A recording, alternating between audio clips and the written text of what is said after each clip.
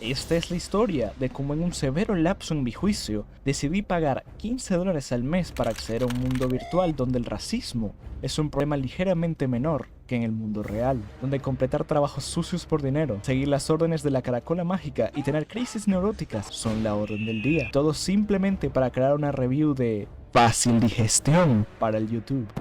Esta es mi jornada a través del mundo de Guerra Crafteo, Ira del Rey Liche. Aunque siendo honestos con ustedes, este no es mi primer rodeo. Yo jugué bastante WoW Classic, pero decidí no jugar Burning Crusade puesto que no me interesaba. Solamente me interesaba Wrath of the Lich King. Y aún no me recuperaba de las 2000 horas que jugué en Classic. El daño emocional fue considerable. Sin embargo, tampoco soy un curtido del World of Warcraft, puesto que solo sé jugar realmente mago, warlock y un poco de hunter. Entonces mis opciones eran ser mago otra vez, la clase que objetivamente domina el juego, o ser un Hueputa, puta, hueputa, puta, hueputa, puta, hueputa, puta, hijueputa, puta, hijueputa, puta. rogue. No me permitiría levelear con total libertad y hay muchas cosas que no sé sobre la clase, pero la promesa de poder apuñalar a alguien por la espalda y matarlo sin counterplay alguno era demasiado jugosa. En cuanto a mi raza, tomé un Death simplemente porque es mi favorita, tanto temáticamente como por sus habilidades. Presioné Randomize unas cuantas veces hasta obtener el personaje más feo posible y estaba listo. Last Whisper había despertado en su tumba en Azeroth. Vamos la hijueputa, hijueputa, hijueputa, hijueputa, hijueputa, hijueputa, hijueputa, hijueputa. Or otherwise.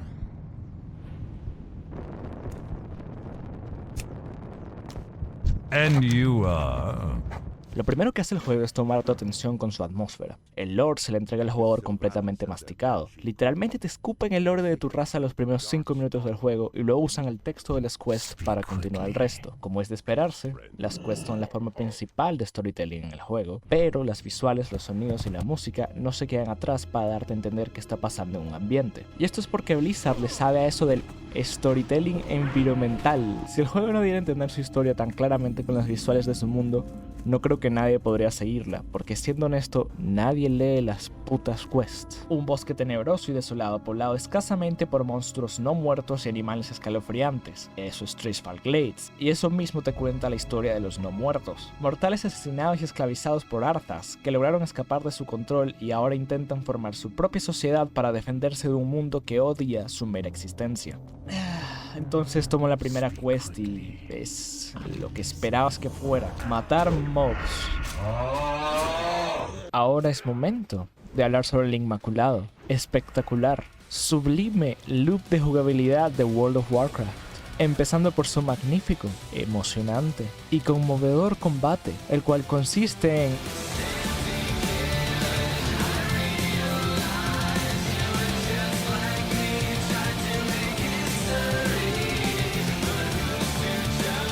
pararse y pegar de las cosas. No existe mucha profundidad mecánica en esta fase del juego, es simplemente acercarse al mob que necesites matar y pegarle hasta que él muera o tú lo hagas. Procedo a matar todo lo que encuentro a mi paso, pertenezca a la quest o no, puesto que de esa forma aceleraré el proceso de leveleo y es algo que ya había aprendido de jugar antes. Es la mejor forma de pasar los primeros niveles del juego. Entrego la quest y tomo otras, salgo a matar bichos y luego entrego y tomo otra y mato bichos otra vez y vuelvo a entregar y tomo otra y mato bichos y entrego y tomo otra y mato bichos y entrego y tomo otra y mato bichos y entrego. Ese es el loop principal en World of Warcraft. Realizar múltiples recados para distintos NPCs que pueden variar entre escoltar a un NPC, matar bichos, buscar objetos, matando bichos, recolectar objetos y matar bichos, y básicamente cualquier tarea mundana que los desarrolladores vieron necesaria para hacer una pequeña historia dentro de la quest.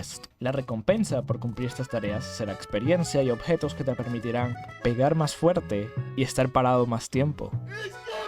Realmente no hay mucho que decir sobre los 10 primeros niveles. Siguiendo la guía de Joanna, los consumí en poco tiempo, puesto que no son complejos ni interesantes. Están diseñados para que un jugador nuevo entre en confianza con las mecánicas base de pararse y pegar, así como explorar el mapa de forma segura. A nivel 10 unos Murlocs me dieron una lección y a nivel 11 entré por primera vez a la Undercity.